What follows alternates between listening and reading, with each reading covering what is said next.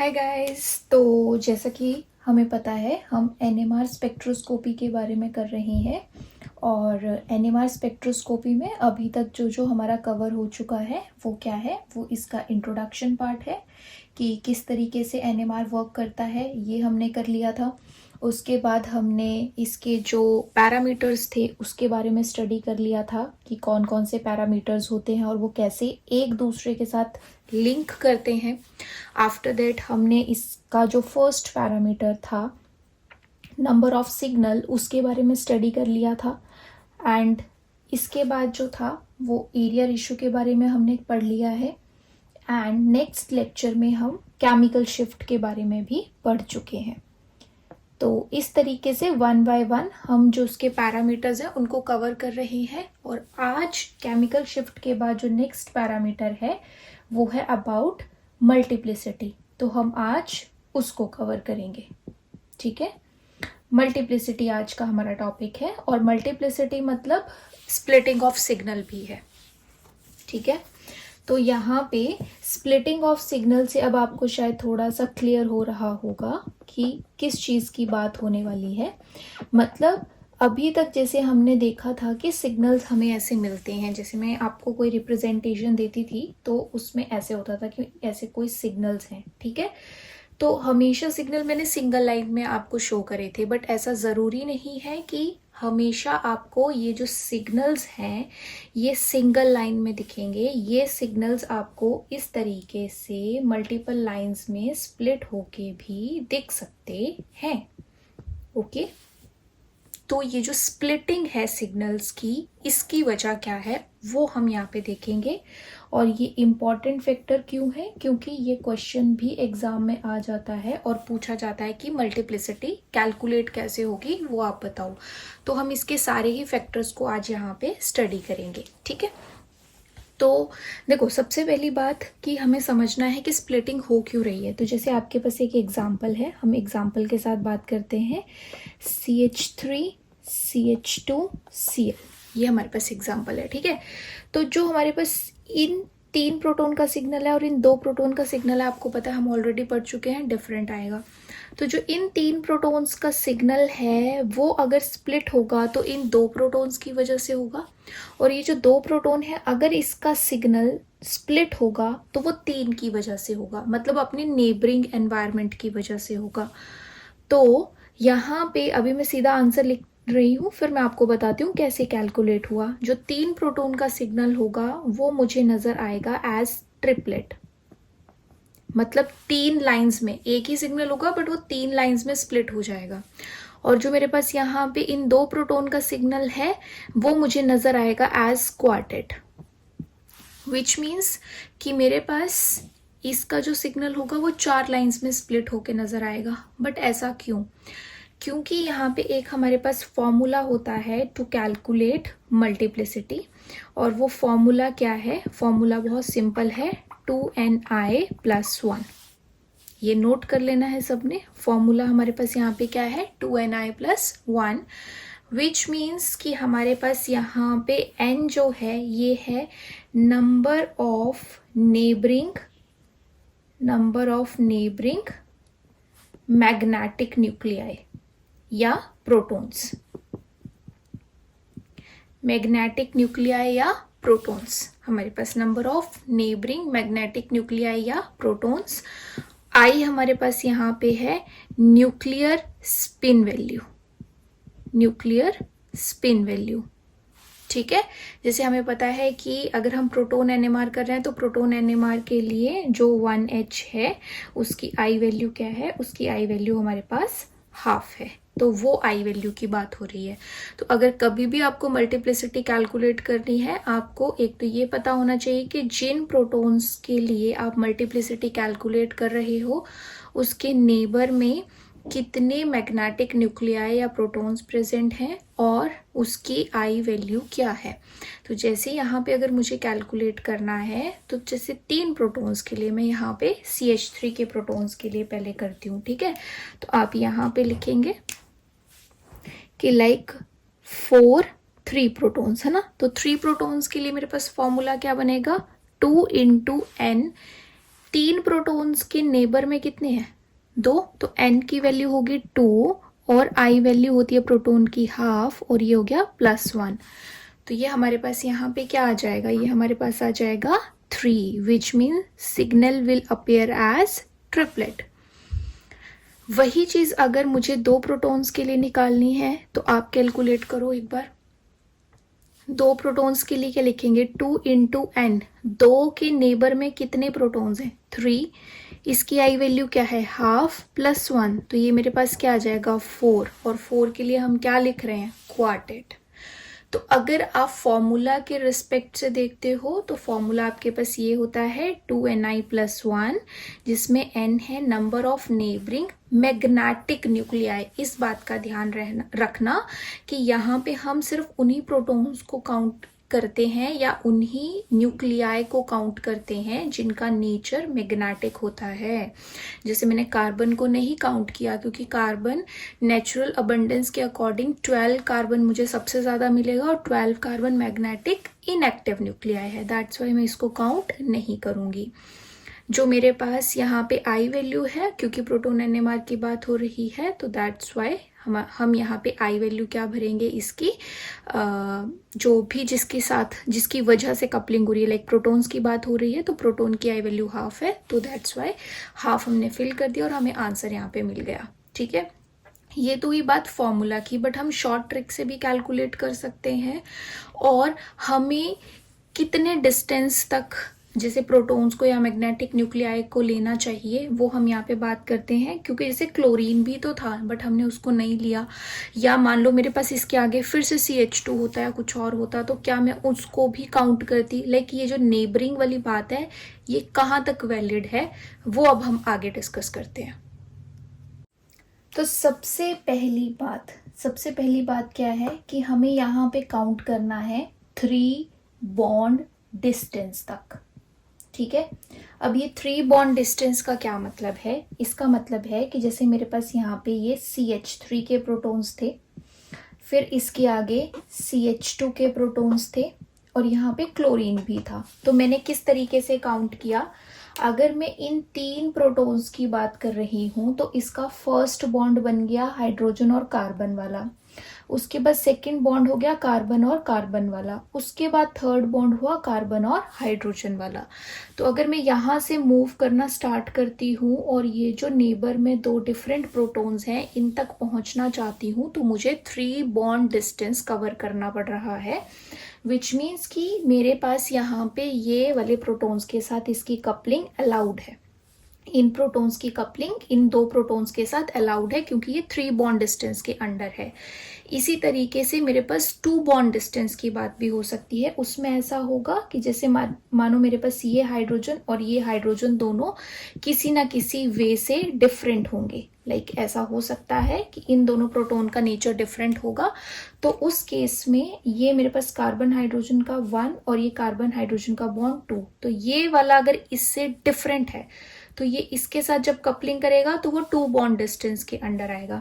ये इसके साथ जब कपलिंग करेगा, म्यूचुअल कपलिंग एक तरीके से, तो वो भी 2 बॉन्ड डिस्टेंस के अंडर आएगा।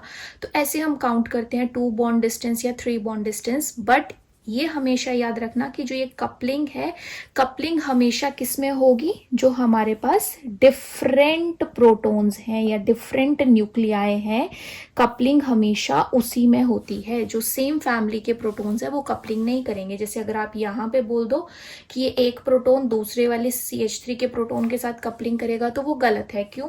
क्योंकि ये तीनों सेम फैमिली को बिलोंग करते हैं। जो हमने नंबर ऑफ सिग्नल की बात की थी, जो हमने कैलकुलेट करना पहले सीखा था, उसकी बात हो रही है। तो अगर ये सेम फैमिली को बिलोंग करते हैं तो कभी भी इनके बीच कपलिंग नहीं होगी। जो डिफरेंट न्यूक्लियाई होते हैं, डिफरेंट सेट होता है, उसी के साथ कपलिंग होती है और उन्हीं की वजह से स्प्लिटिंग होती है। तो यहाँ पे ये चीज आपने प्रोटॉन एनएमआर में याद रखनी है कि अप टू 3 बॉन्ड डिस्टेंस हम ले सकते हैं। अगर इसके आगे मान लो यहाँ पे मेरे पास ऐसा एग्जांपल आ जाए, जैसे ये था CH3 CH2 CH2 and then Cl, मान लो ऐसा कुछ होता, तो इन प्रोटॉन्स के लिए ये वाले जो हाइड्रोजन्स या प्रोटॉन थे, इनका डिस्टेंस 3 से ऊपर चला जाता, तो फिर इसकी कपलिंग इसकी वजह से नहीं होगी।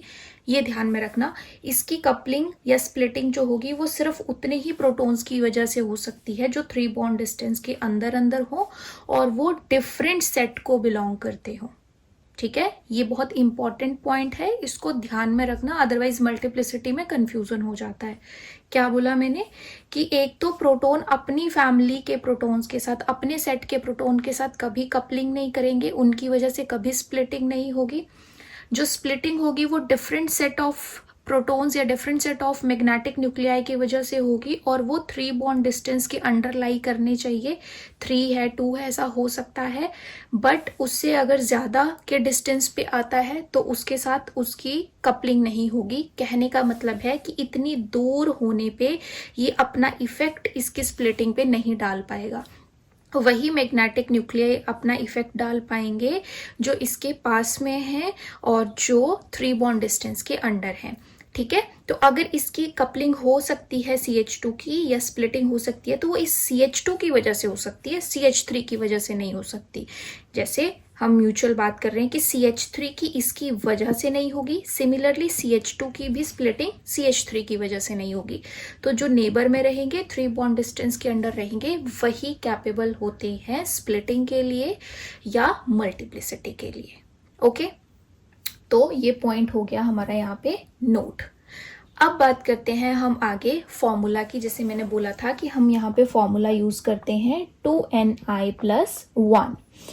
तो प्रोटॉन NMR के लिए या जहां पे if I value is half, अगर तो मेरे पास I वैल्यू हाफ है, जिनकी भी मैं कपलिंग की बात कर रही हूँ, अगर वहां पे ऐसे नेबरिंग में मैग्नेटिक न्यूक्लियाई हैं जिनकी I वैल्यू हाफ होती है, तो हम डायरेक्ट आंसर निकाल सकते हैं और बिना फॉर्मूला में पुट किए। और वो कैसे कि अगर मुझे CH3 के प्रोटॉन निकालने हैं तो अपने एडजेसेंट देखना है कितने प्रोटॉन है, 2, उसमें एक प्लस कर देना है, 2+1 कर देना है, मतलब इसका ट्रिपलेट लिख देना है। अगर मुझे CH2 का निकालना है तो मैं देखूंगी कि CH2 के लिए नेबर में कितने प्रोटॉन है, 3, तो +1 कर देना है। जितने भी मैग्नेटिक प्रोटॉन 3 बॉन्ड डिस्टेंस के अंदर अंदर पास में होंगे उसमें +1 कर देना है। तो 3+1 यहाँ पे मेरे पास क्या हो जाएगा, क्वार्टेट।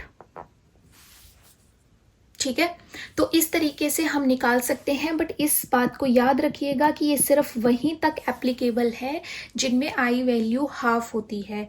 बट यहीं पे अगर मैं आपको एक एग्जांपल दे दूं HD मॉलिक्यूल का, HD मतलब ड्यूटीरियम, जो हम यहाँ पे प्रोटॉन का ही आइसोटोप जो है वो हम हाइड्रोजन का जो है वो आइसोटोप यहाँ पे ले रहे हैं D। तो उस केस में अगर मुझे डिस्कस करना है प्रोटॉन NMR, तो मैं सबसे पहले क्या देखूंगी कि मेरे पास सिग्नल कितने आएंगे।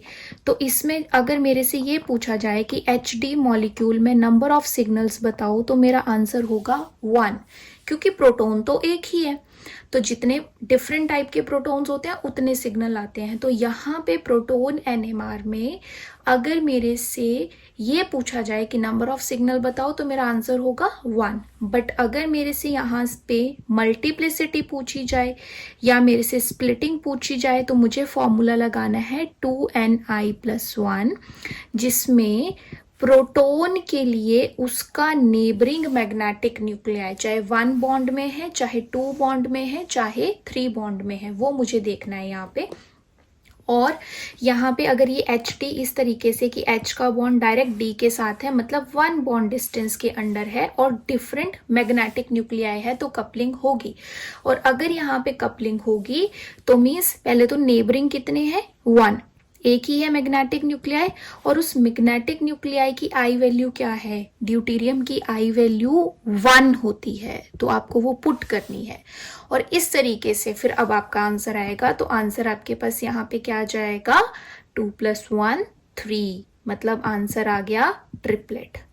तो ये इस तरीके से डिफरेंस क्रिएट करता है। आई होप आपको समझ आ रहा होगा कि अगर तो आई वैल्यू हाफ है जिसके साथ कपलिंग हो रही है, प्रोटोन है, फ्लोरीन है, फॉस्फोरस है, अगर उस टाइप के हैं तो उनकी आई वैल्यू हाफ होती है। तो तब तो आप डायरेक्ट काउंट कर लो कि अच्छा नेबर में देखो कितने प्रोटोन, +1 कर दो। बट अगर वहीं पे वो नेबरिंग वाला मैग्नेटिक न्यूक्लियाई चेंज हो जाता है, चेंज होने का मतलब उसकी आई वैल्यू हाफ नहीं है, हाफ के अलावा कुछ और है, तो फिर फॉर्मूला पुट करके ही आंसर आएगा। जैसे यहाँ अगर यहाँ आप शॉर्ट में करते क्वेश्चन गलत हो जाता, लाइक एक था n तो 1+1 करते 2 आ जाता, तो वो गलत हो जाता।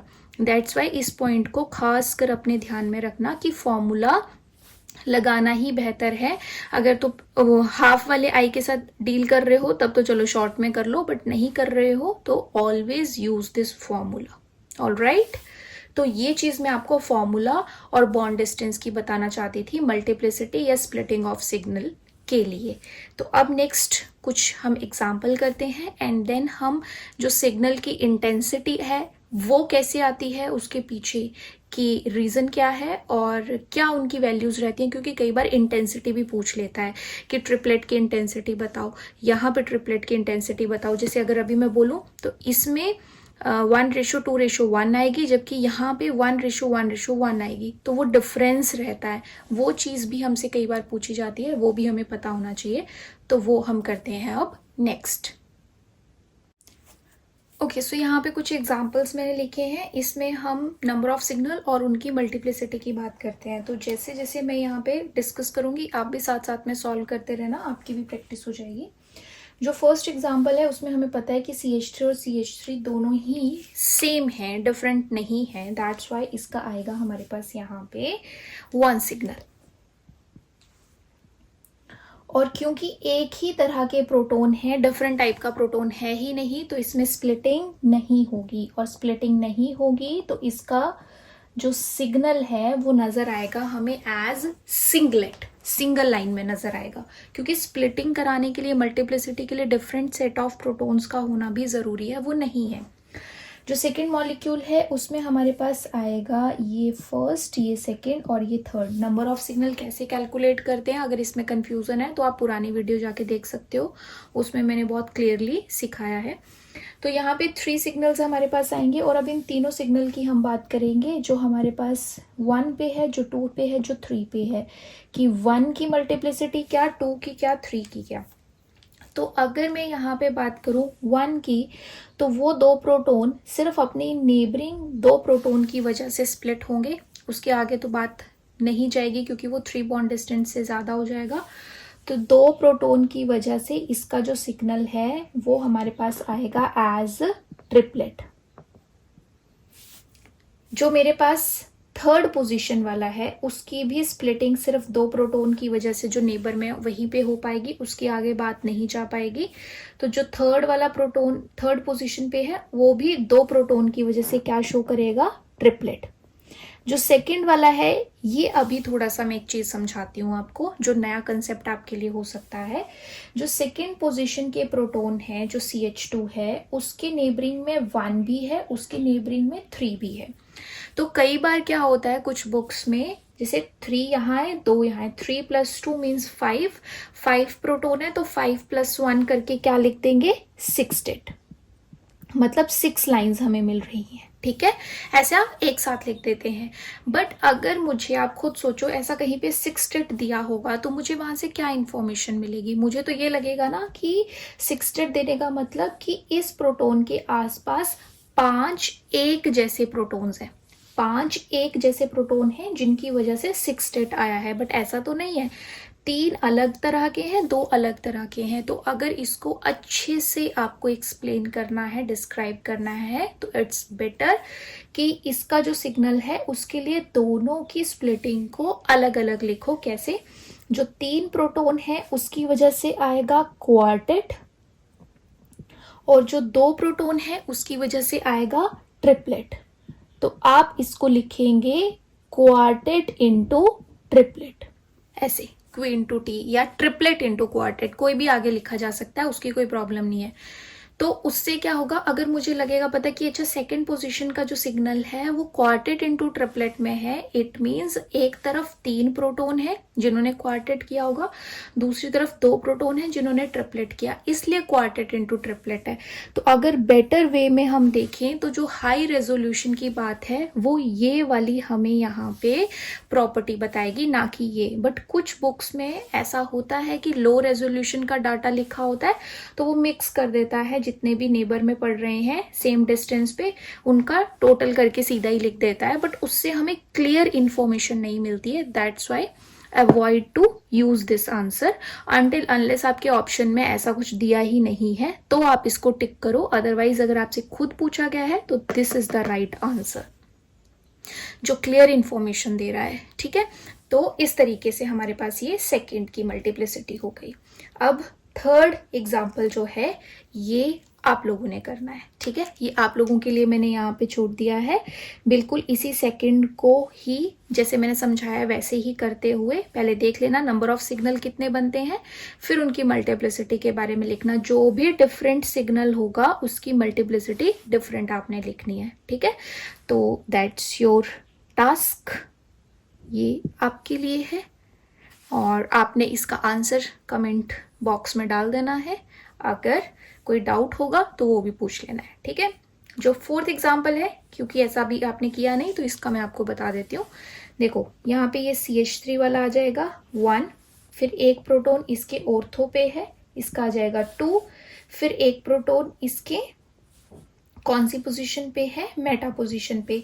तो अभी एक चीज देखनी है कि मेटा पोजीशन तो इसकी हमारे पास ये वाली भी है, अगर मैं मिथाइल के रिस्पेक्ट में देखूं ये भी इसकी मेटा है, ये प्रोटॉन भी इसकी मेटा है, बट दोनों का सिग्नल जो है ना वो डिफरेंट आएगा। डिफरेंट क्यों आएगा, क्योंकि ये वाले प्रोटॉन के एडजेसेंट यहाँ प्रोटॉन है, यहाँ क्लोरीन है, केमिकल एनवायरनमेंट, एक तरफ प्रोटॉन एक तरफ क्लोरीन, जबकि इस प्रोटॉन के एक तरफ भी क्लोरीन है दूसरी तरफ भी क्लोरीन है, विच मीन्स कि इस प्रोटॉन और इस प्रोटॉन का केमिकल एनवायरनमेंट सेम नहीं है।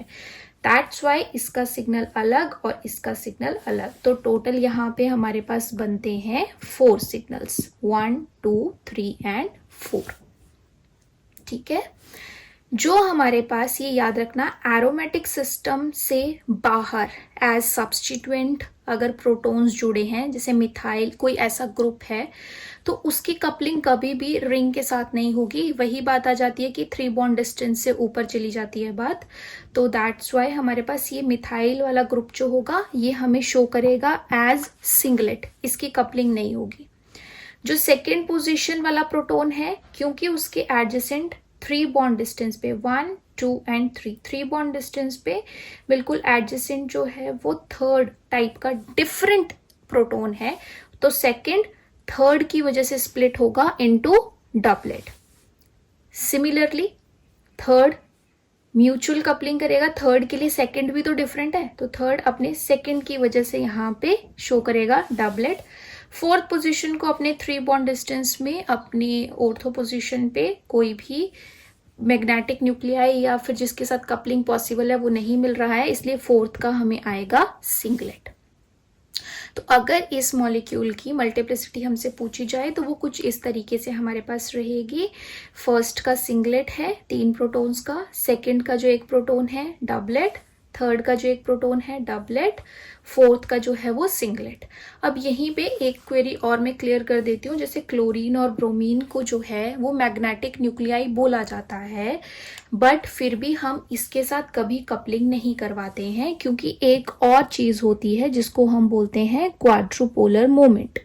जैसे आप मैग्नेटिक मोमेंट की बात करते हो, मैग्नेटिक कैरेक्टर जब पढ़ते हो, तो उसी तरीके से हम क्वाड्रुपोलर न्यूक्लियाई में क्वाड्रुपोलर मोमेंट की बात करते हैं, जो हमारे पास इसका ब्रोमीन का और क्लोरीन का बहुत हाई होता है, वेरी हाई, जिसकी वजह से ये मैग्नेटिक न्यूक्लियाई होने के बाद भी कपलिंग में पार्टिसिपेट नहीं कर पाते हैं, स्प्लिटिंग का रीज़न नहीं बन पाते हैं। तो ये एक एक्स्ट्रा इन्फॉर्मेशन है जिसको आप ध्यान में रखेंगे। कहीं पे भी ब्रोमीन क्लोरीन आएगा तो ऑल्दो वो मैग्नेटिक न्यूक्लियाई है, बट क्योंकि उनका क्वाड्रोपोलर मूवमेंट ज़्यादा होता है, बहुत ज़्यादा होता है, तो इस टाइप के न्यूक्लियाई कभी भी स्प्लिटिंग की वजह नहीं बन पाते हैं, ना कभी कपलिंग कर पाते हैं। तो इसलिए हम ब्रोमीन क्लोरीन को जो है वो यहाँ कपलिंग में कंसीडर नहीं कर रहे हैं। ठीक है, तो इस तरीके से हम यहाँ पे क्या करते हैं, हम मल्टीप्लिसिटी को कैलकुलेट करते हैं। आई होप आपको ये चीज़ें समझ आ रही होंगी। तो इस तरीके के ही आप एग्जाम्पल उठा के खूब सारी प्रैक्टिस कर सकते हो। कोई डाउट होगा तो आप कमेंट कर देना, वो हम क्लियर कर लेंगे। ठीक है, now the last important point related to this parameter which is about intensity of signal, वो हम डिस्कस कर लेते हैं।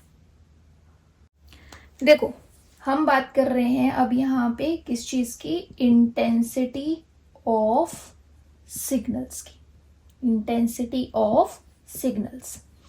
तो इंटेंसिटी का मतलब क्या है? इंटेंसिटी का मतलब मैं बताती हूँ कि जैसे ना आपके पास फॉर एग्जांपल आपने बोला कि ट्रिपलेट आया है ना।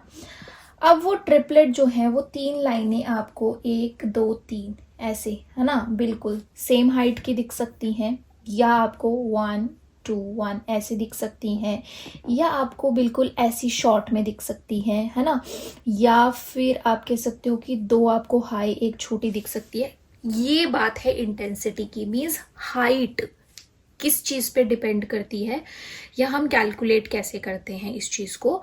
तो ये आपने यहाँ पे सीखना है अभी मल्टीप्लिसिटी के साथ, कि हमें ये भी पता होना चाहिए कि अगर मेरा प्रोटॉन एनएमआर में ट्रिपलेट आया है तो वो ऐसा क्यों दिखेगा, ये बाकी ऑप्शंस में ऐसा क्यों नहीं दिखेगा। तो उसके पीछे जो है वो आपको याद करना है एक पास्कल ट्रायंगल। क्या याद कर लेना है? Pascal triangle. तो पास्कल ट्रायंगल जो है वो कुछ इस तरीके से चलता है।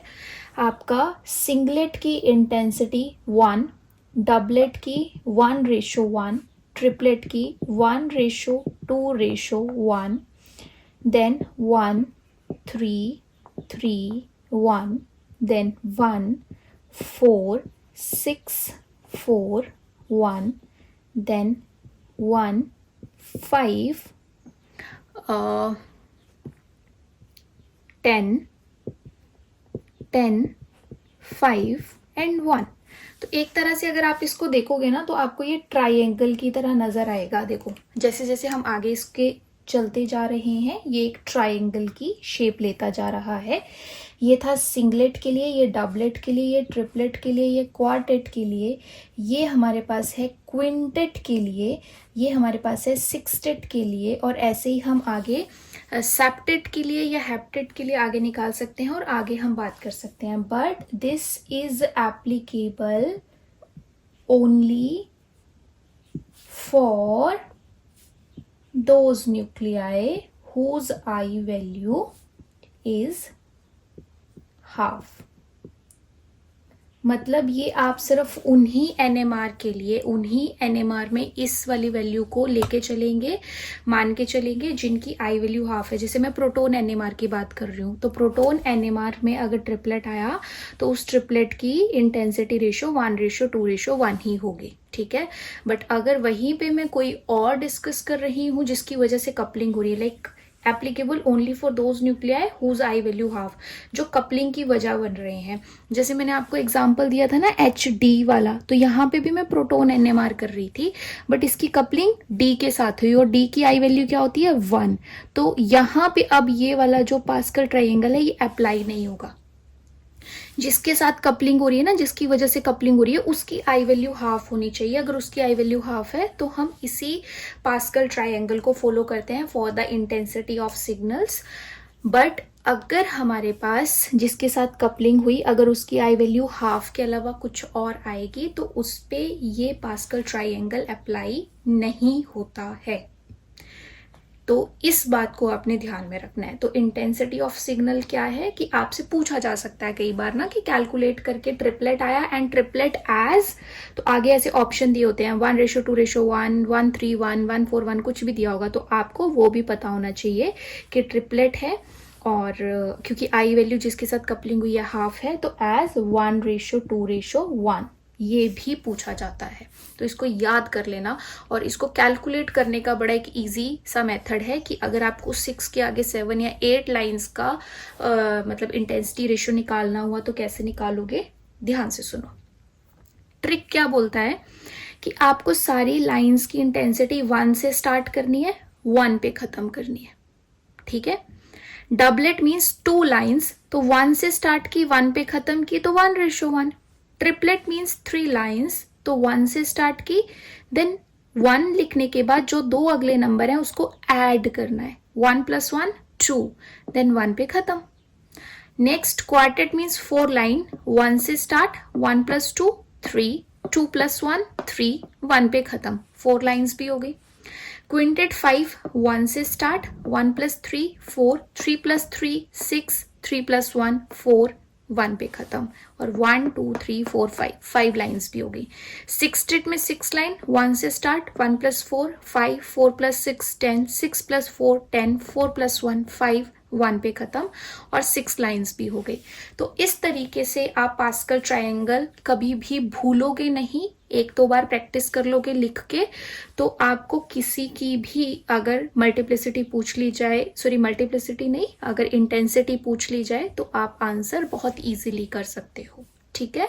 तो ये है यहाँ पे बात किसकी, इंटेंसिटी की, क्योंकि ये भी क्वेश्चन पूछा जाता है। दैट्स वाई मैंने यहाँ स्पेशली मेंशन किया है कि इसको अच्छे से याद कर लेना। जो अपने पास जो HD होता है इसमें आई वैल्यू 1 होती है, क्योंकि ये फिर क्वाड्रुपोल न्यूक्लियाई की बात है जो हम बाद में डिस्कस करेंगे। इसकी इंटेंसिटी अगर आपसे पूछेगा तो 1:1:1 आती है। मेरे को आंसर करना है अगर इस क्वेश्चन का, तो मैं वैसे बता दे रही हूँ आपको कि इसमें ट्रिपलेट कैसे आया वो हमने पहले कैलकुलेट कर लिया, और उस ट्रिपलेट की इंटेंसिटी 1:1:1 आएगी। क्यों आएगी वो हम जब क्वाड्रुपल न्यूक्लियाई के बारे में डिस्कस करेंगे आगे, तब उसके बारे में बात करेंगे। अभी हम proton NMR non quadrupolar nuclei study कर रहे हैं, तो उसके लिए आपको ये इंफॉर्मेशन जानना बहुत ज़रूरी है। ओके। सो अभी आज के लेक्चर में हम इतना ही करेंगे। मल्टीप्लिसिटी सीख लिया हमने, कैसे होती है, उसकी वजह क्या है, और उसकी इंटेंसिटी हम कैसे चेक करते हैं, और हमें कैसे वो लर्न करके रखनी है, किसके लिए एप्लीकेबल है, वो सब हमने डिस्कस कर लिया।